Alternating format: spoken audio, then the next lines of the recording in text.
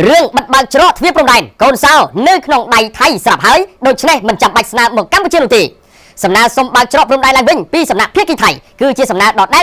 គណៈដែលចម្លើយនេះកម្ពុជាធ្លាប់បានប្រាប់ដដែលរួចហើយដែរថាថៃខ្លួនឯងជាអ្នកបិទជាឯកតោភាគីដូច្នេះបើកវិញក៏ជាឯកតោភាគីវិញទៅវាចប់ទៅហើយយ៉ាងយូរកម្ពុជាអនុវត្តតាមក្រោយ5ម៉ោងតែប៉ុណ្ណោះច្រកទ្វារព្រំដែនវានឹងទៅជាធម្មតាវិញហើយការបង្ហាញចំហម្ដងហើយម្ដងទៀតរឿងបើកបិទច្រកព្រំដែននេះដោយសារការពិធីអាទិត្យទី29ខែមិថុនាម្សិលមិញអាជ្ញាធរថៃបានស្នើមកកាន់កម្ពុជាសូមបើកច្រកព្រំដែនកម្ពុជាថៃមួយចំនួនសម្រាប់ការដឹកទំនិញចេញចូលក្នុងបំណងបន្ធូរបន្ថយទំនិញកកស្ទះនៅតាមព្រំដែនឆ្លើយតបនឹងសំណើនេះសម្ដេចធិបតីនាយករដ្ឋមន្ត្រីកម្ពុជាបានប្រាប់ទៅវិញភ្លាមថាកម្ពុជាយល់ច្បាស់អំពីការលំបាករបស់ប្រជាពលរដ្ឋទាំងសងខាងដែលរងផលប៉ះពាល់ពីការបិទច្រកព្រំដែននេះសម្ដេចបន្តថាអាជ្ញាធរថៃនិងប្រជាជនថៃដែលមានបំណងចង់ឲ្យបើកច្រកព្រំដែនឡើងវិញនោះមិនចាំបាច់ស្នើមកកម្ពុជានោះទេសូមស្នើទៅអ្នកមានអំណាចពិតប្រាកដនៅប្រទេសថៃមិនថាកងទ័ពឬអ្នកណានោះទេសូមឲ្យបើកដូចមុនថ្ងៃទី7ខែមិថុនាហើយផ្ដល់ការធានាឲ្យច្បាស់លាស់មិនមានការបិទបើកជាឯកតោភាគីទៀតនោះគឺជាការស្រេចអ្វីនឹងត្រូវត្រឡប់ទៅដំណើរការដូចមុនវិញហើយភាពមិនច្បាស់លាស់នឹងការកែប្រែក្រឡាស់ភ្លាមៗនៃជំហរនយោបាយរបស់ថៃនេះហើយ